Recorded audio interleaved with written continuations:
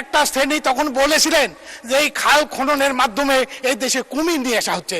175 দিন হরতাল করেছিলেন। এলাকায় যখন দেয় আজকের এই বাজেট নিয়ে আমাদেরকে মানুষ আমাদের অনেক সুনাম করছে যে অনেক ভালো একটা বাজেট হয়েছে, এলাকায় কোনো খাদ্যের দাম বাড়েনি। কিন্তু সংসদে যখন আসি আমার বিরোধী দলের সম্মানিত বন্ধুরা ওনারা বললেন যে বাজেটটা অনেক চ্যালেঞ্জিং, এই বাজেট অনেক বড় হয়েছে, এত বড় বাজেট এটা বিএনপির জন্য অনেক, এই সরকারের জন্য চ্যালেঞ্জের ব্যাপার। মাননীয় স্পিকার, আমি বলতে চাই শহীদ প্রেসিডেন্ট জিয়াউর রহমান, ওনার পরিবার এবং বাংলাদেশ জাতীয়তাবাদী দল বিএনপিকে সারাটা জীবনই চ্যালেঞ্জ মোকাবেলা করেই এই দেশের অগ্রগতি করতে হয়েছে মাননীয় স্পিকার। কারণ আমরা চ্যালেঞ্জ গ্রহণ করতে অভ্যস্ত মাননীয় স্পিকার। আমরা যদি 1975-এর সময়টা দেখি, 1975-এর পট পরিবর্তনের পরে একটা দুর্ভিক্ষ পীড়িত দেশকে কিভাবে শহীদ প্রেসিডেন্ট জিয়াউর রহমান একটা খাদ্যের স্বয়ংসম্পূর্ণ দেশে পরিণত করেছিলেন, তখনও আমরা দেখেছি।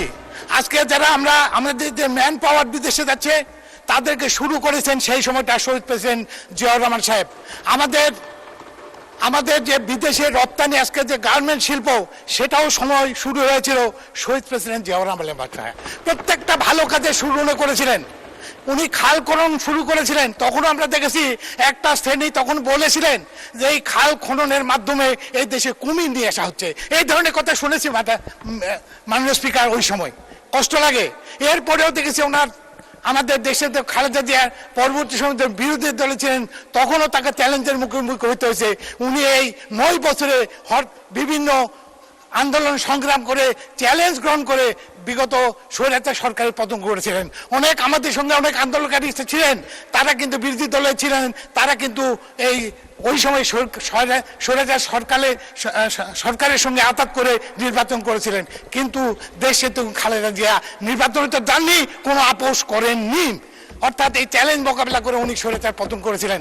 এরপরে 1991 সালে উনি রাষ্ট্র ক্ষমতায় আসার পরে কি হলো, তখনকার যে বিরোধী দলের নেত্রী ছিলেন উনি কি বলেছিলেন, একটা দিনের জন্য হলেও আপনাদেরকে আমরা শান্তিতে থাকতে দিব না। এটা করে উনি কি করে 175 দিন হরতাল করেছিলেন, করে তারপরে কিন্তু বিএনপির বা এলাকার উন্নয়ন অগ্রযাত্রাকে থামায় দিতে পারেননি।